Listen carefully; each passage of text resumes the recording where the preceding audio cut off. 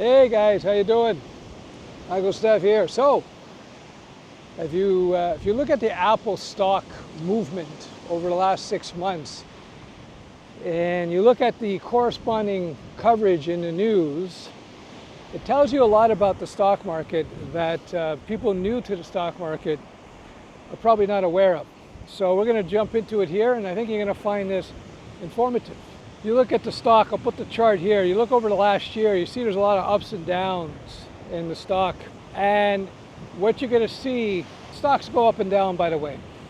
So that's the first lesson. You got to understand that stocks will go up and down, and you can't lose your cool if you're an investor. That's why you got to be very diversified, right? If you put all your money in Apple or all your money in Bitcoin, and Bitcoin or Apple or any other investment starts going up and down in the value, especially when it goes down, you're going to start freaking out emotionally unless you're extremely disciplined, which 99.999% of people aren't. You've got to have that discipline to ride the wave of the gyrations in the market. So if you're too heavily invested in a particular investment, whether it be Apple or whatnot, you're going to have that problem. So that's lesson number one. You don't want to be heavily invested in any particular position. Even if you're 100% sure that it's going to do great, chances are you're going to have a very hard time managing that if you're too heavily invested. So you got to be diversified. So if only like 5% of your investment money is in Apple and Apple stocks dropped 10%, since it's only 5% of your money, only 0.5% has gone down. So you're not too concerned, right? It's not a big deal. So you don't want to be heavily invested in a particular position. So if you look at the Google chart that I'm overlaying here, you'll see that there's little news items that are associated with as the stock price goes up and down over time. And if you read the news, it's very contradictory from one week to the next. They'll say, oh my God, Apple is going to do terrible because of this lawsuit. That's all in the media. Stock goes down. Then a few weeks later, oh, Apple's going to do really great because of this and this reason. Stock goes up, and so on and so forth. This is very common. Now, there's a few things going on here. One thing is you got people with different opinions, right? People have different opinions about what's happening, what will happen to the stock. But there's something more nefarious going on as well. And people admitted to it. Hedge funds have admitted to it. What's going on is that you have people who want to create some movement in the stock, meaning they want to jitter the price. They want people to get greedy and buy, or they want people to get scared and sell. A lot of people try to make their money on the market through trading. Trading means buying and selling in a very small time frame. You're looking for, as a trader, a volatile market, a stock price that goes up and down, up and down. Because the illusion that traders have in that price going up and down, up and down, up and down, they'll be able to make money by buying and selling at the right time. Now, this is pretty much a stupid idea. Never do it. 90% of traders, 90, lose money. And the problem with trading is that it's a heck of a lot of work. It's a heck of a lot of work because you got to study the market.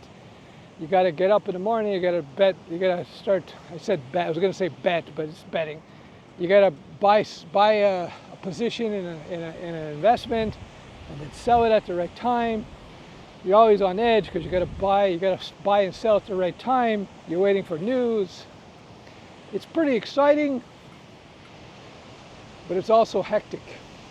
So I don't know about you. I prefer nice and calm.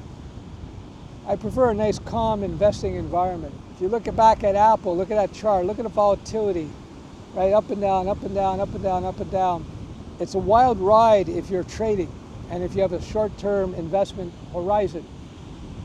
But if you have a long-term investment horizon, meaning you're saying, I'm buying Apple stock, I'm holding it for 10 years. I'm holding it for 20 years. these gyrations are not that important. And actually, you just see them as opportunity.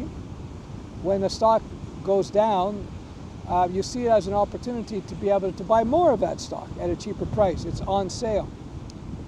Now, this is predicated on the idea that you figure over time the stock will be worth much more. I'm not telling you in this video to buy Apple. I'm not telling you not to buy Apple. I wanted to point out a few things. Number one, investing long-term is a lot better for your emotions. Number two, you'll see that news items will be released to manipulate the market. Also, because people just have different opinions about how they feel about a company's prospects. And number three, it suggests that to maximize your investment success, you want to be in there long term and you want to have a long time horizon. My advice actually is not to buy and sell particular stocks. It's just to buy what they're called index funds. And essentially index funds are a basket of investments. So you don't have to think about it.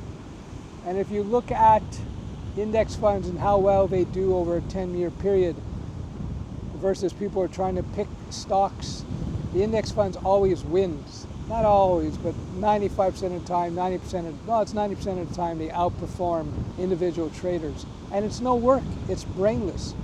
So that's what you want to do. I like a business, I like a way to make money where it requires no work, it's not emotionally stressing, and it doesn't require much intellect. That's the way you want to go. So I'll be talking more about these subjects on this channel as we go forward. This is me sharing my knowledge. I'm Uncle Steph, and yeah, I teach people how to code. This is my small channel here on investing and health. My big channel is on coding. I got over 250,000 subs there. But I wanted to talk about other things because I am not a one-dimensional character. All right, cheers.